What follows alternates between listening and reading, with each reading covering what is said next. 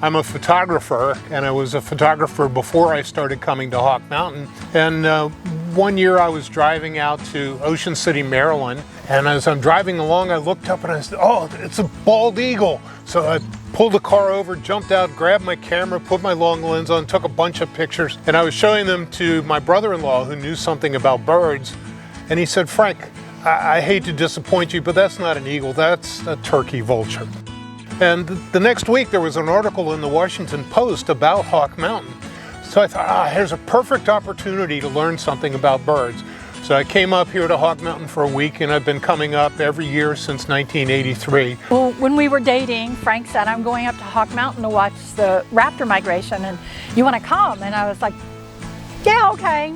When I get bored sitting watching birds, I'll do kind of cross stitch. But again, like Frank said, you get up here and there's so many interesting people who've traveled the world birding and know so much. And even if it's a slow bird day, they start telling stories about things they've done, things they've seen, and the whole day flies by. When our son was born, the first year he was 2.5 months old when he came up. We had a little play mat on the ground up at North Lookout. The next year he crawled up the mountain behind Frank, and he started off with little Ranger Rick binoculars and graduated to Bushnell 8 powers to 10 power binoculars. It was the first, second grade he got to the point where he was like able to identify ospreys and things that had really definite characteristics. Honestly, before I started coming to Hawk Mountain, I was mildly aware of conservation. Just being here and seeing what happens here and how the sanctuary stewards the land. Talking with people like Lori, Todd Bauman, they know what's going on, they know what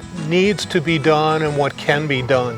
And it's just really opened my eyes and my mind to what's going on in the world globally, and some of the little things that we can do that can help make a difference.